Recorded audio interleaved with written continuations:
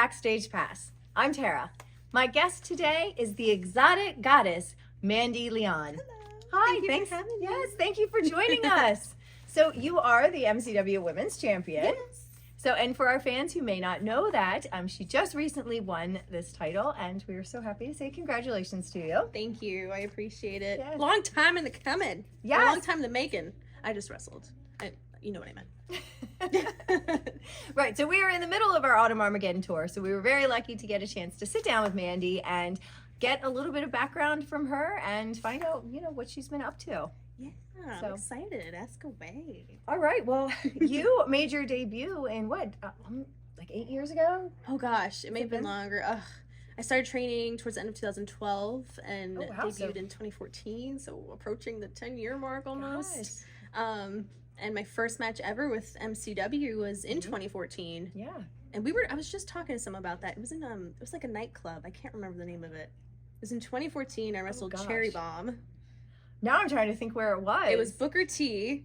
He did the spinner. Oh, it was in the green room. Was that where it was? Yes, I Okay. know I was exactly like, I where knew it it was was. in a I'm bar. like, I knew I it was in a bar. there. Yes. Yes. Okay, we've Long time ago. We've had lots of shows in Yes. lots of different places. Yeah, so okay, you have been with us for quite a long time. Yeah. And you really, in Ring of Honor, made just a lot of things. The women's division Yeah. there. I mean, I know. we're going to talk about that. Let's talk about it. So you trained at the Ring of Honor dojo, correct? I did. I trained through the Ring of Honor system, and through their dojo, I trained there for about a year. Made my debut through the Ring of Honor system for their Future of Honor programming, and then debuted on TV. We had tournaments to crown a champion, and just went off from there. And yeah, lots of fun years.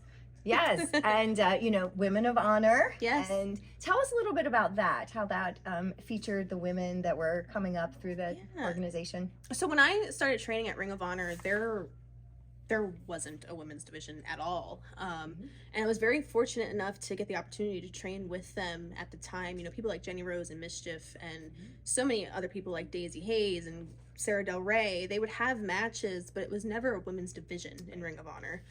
And I just remember thinking, like, I'm coming here, I'm training, there's not really a lot of opportunities for me here. What can I do to help launch this women's division and have an actual brand here and a belt and a championship for us to fight for and be featured on TV and pay-per-views and this, that, and the third? And I just kept fighting, and I fought and I fought and I fought, and one day I just asked, I said, hey, can I have this dark match before a pay-per-view? They said yes, and this is why I always say never be afraid to just ask for an opportunity, because you'll get it. And from there, we had the tournament. We crowned a first ever women's champion. Then the pandemic sadly happened. Yes.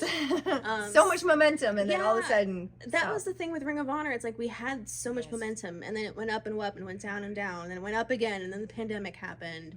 And then we had other people come in to book the women, and then it went up again, and then the company sold. So a lot of lots of up and downs, but a lot of great memories, a lot of awesome women coming out of the locker room, and great matches. So yeah. So who's been your favorite that you've worked with? In Ring of Honor or just in general? Well, Ring of Honor, but also in general. We can do two. I would say in Ring of Honor, for different reasons, Jenny Rose will always be one of my favorites, because we did train together at the dojo, and she was my first ever match when I debuted, and we had lots of awesome feuds in Ring of Honor after my Japan tour. And Deanna was great. I got the opportunity to go to Stardom, like I said, with Ring of Honor, and Io Shirai. She was amazing. Yeah. Toni Storm was amazing. So a lot of great women. Yes. A lot of great women. Yeah. That's wonderful. Now, how did you get into wrestling? Like, I was always a fan. I was always a fan when I was younger. It's funny because I say this so much, but like my mom and my sister loved wrestling. My mom more so than anybody in the family. Oh, wow. And she was a fan of, back in the day, like Razor Ramon and Hogan and all those guys. And I watched it, but I wasn't super into it. Like, I loved it, but it wasn't until later on when I saw the women where I was like, wow, like these girls are beautiful and they're kicking ass. It's like Chyna, she came out, she was, a trailblazer, and Lita, who's been here a bunch, and Trish, and so many women, Victoria, in and out of that company that just were stunning, but also could kick ass. And I was like, wow, they're like superheroes. I want to do this. And I loved acting, I loved singing, I loved dancing, I loved performing, and wrestling was just the main goal. And when I finally got the opportunity to train, it was like, holy crap, I'm actually doing this. So it's really cool. That's great. Sometimes when I'll interview people, they just happen to come into wrestling. Like they weren't lifelong fans. So it's always rewarding to see someone who, was a lifelong fan to have this career and, this claim to fame. So that's great. I had all my action figures. I had my Divas title above my bed. Oh, I had all that. I had all the good stuff. That's great though. And you had lots of great role models. I mean, you named all the ones, that I was watching too. And, just. They were amazing back then. And even before them, it was just the women I feel like you look back and they could just go. Like they just went and they kicked ass, and it was really inspiring to see. So it was really awesome. Yeah. Now, I believe I read somewhere that you were a fitness model too, right? I didn't do fitness modeling. I did car show modeling. Which I guess is kind of the same because you have to be fit for that, right? This is true. Okay, definitely different. I wish I had modeling. Oh gosh, okay. I've always wanted to do fitness modeling, but man, I commend anybody who does that because you guys have a heart, man. That commitment. Well, car shows seem pretty cool though. Yeah, it was fun. And it's funny because people always thought I made the transition from modeling into wrestling, which is just, I guess, kind of, but not really. It happens a lot, I think, for a lot of girls. For sure. But the goal for me was always to be a wrestler, but I had to make the money to train somehow. And I loved cars. I loved going to car shows. I had a lot of friends who did car meets, and it just kind of worked out like that. So I used all that money for training, and people see it as a transition, but for me it was like, no, wrestling was always the goal. A means to an end. Yeah. Okay. That's really interesting to learn that. So yeah. What other things do you like to do outside of wrestling? If you want me to be honest, I'm an old lady at heart. I was just telling someone here, like, I can't wait to just get home and finish decorating for Halloween. I heard that about you, that you love Halloween. I love Halloween. The supernatural. Yes. And now, how did you get into that? I've always been into like the paranormal and supernatural, and I know it's going to sound so weird to people who don't understand that or who have like been open to that and accepted it.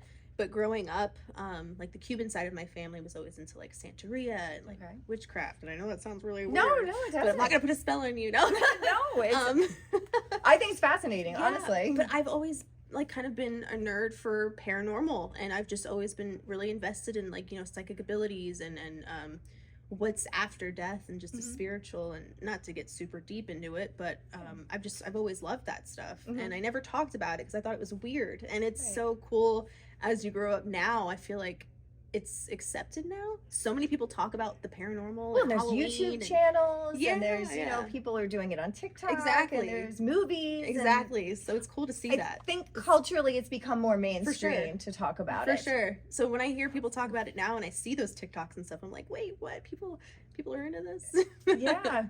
Well, that's something very unique, that you have about yourself, and certainly a conversation starter. It is. Yeah. It's definitely not a topic I know a ton about. I mean, I think that everybody kind of always questions things. For sure. And, to explore it and allow yourself to explore it. I think there's a lot of times people are very rigid in their beliefs. For sure. Like, definitely. Definitely. So do you ever, if you talk about it to someone, do you ever get people who are like, oh no, you're crazy? Oh, yeah. Oh, yeah. But then there's other people who are super open to it. Like Melina was just here at our last show that we wrestled in, and I was talking about going to like the little Halloween hunts and things like that. And we were talking about paranormal and going ghost hunting, and she's into it too. And, it's, and again, I don't like to talk about religion or politics or anything like that, but it's like when you think of the Holy Ghost, it's like there's a spirit there, the Holy Spirit. There's something after life. There's always something more. Right. Think about like, and again, I'm gonna sound weird saying this, but even like Wi-Fi, you can't see it. But what else there. is exactly? So it's like, what else is out there that we just don't know about? It's actually, and again, that sounds mental, but it's a thing, guys. All right, have you ever gone on one of those ghost tours? I have, yes. And did you see a ghost? So I did the Zach Bagans Museum in Las Vegas. Okay. That was kind of like the ROH last hoorah before the pandemic. It was so much fun. And I don't know if people were messing with me, but I did leave with like a few scratches and experiences. But I don't want to say I've ever seen a spirit. It's more of like you feel it.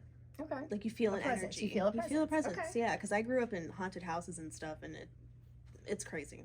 Some crazy stuff happens. I remember a time, like, my mom had surgery once, and it was just her and I alone in the house. She couldn't get out of bed. Okay. And I made her breakfast and everything. In our basement, all I heard was boom, boom, boom, boom up the steps and the door rattling. Yeah? And I threw my pan, and I had a big oil burn on my wrist. Oh, wow. Because something was in the house. Wow, and you never found out what it was? Never found out what it was. I call it Hell House. I'll never go back there. Oh, no. Yeah. Oh, no. That's crazy. Well, I've never lived in a haunted house, but I did go on a ghost tour in Gettysburg once. Oh, you did? I did. Oh, Gettysburg's a good area. Our host actually wound up being he was a wrestler as well. Oh, cool. I can't remember his first name, but his last name was Savage. But anyway, he Mandy? No, definitely not. It was not the ghost of Randy Savage. I promise. Oh, I cannot remember his name. But anyway, and it just in talking, I was like, wow, you seemed like it was like he was cutting a promo. Yeah. We didn't see a ghost, but it was just really funny that of all, things, I have a former, professional wrestler as my guided tour guide on a ghost tour in Gettysburg. But I didn't see anything. I was super disappointed, but I will do it again. I would definitely. It's fun, and I highly recommend Field of Screams in Lancaster, Pennsylvania. Yes, I did that years ago. Oh, I haven't you have been to recently. go now. It's upgraded. It feels like you're on a movie set. It's so much fun. Have you done Eastern State Penitentiary? Not yet. Okay. You think I would, but I haven't had time to. I've been dying to go there, but I always hear crazy stuff about there. I've done it, but not the haunted tour. So it is a very cool place to go. Like, I think you should definitely check it out. But all right. Well, so you also, before we conclude this, you're very active on social media. I am. So tell our fans where they can find you, what they can find when they find you there. Well, I can talk a lot. So if you have any questions, we'll have to do another one of these too. Yes, definitely. You can find me on Twitter at MandyLeonXO. On Instagram is at MandyLeon and at MandyLeonXOXO. I have 2 Instagrams, and YouTube.com/MandyLeonXO, and pretty much anything at MandyLeonXO. Okay, and you're on TikTok too, right? I'm on TikTok too, yes. Okay, so that's great because our fans love to interact. So it's great that they can find you in all of those ways. For sure. And if you ever need crafty ideas or ghostly advice, just let me know. All right, you heard that. That was an open invitation. Well, thank you so much for joining us tonight, and we'll sit down again and chat. Let's do it. Okay.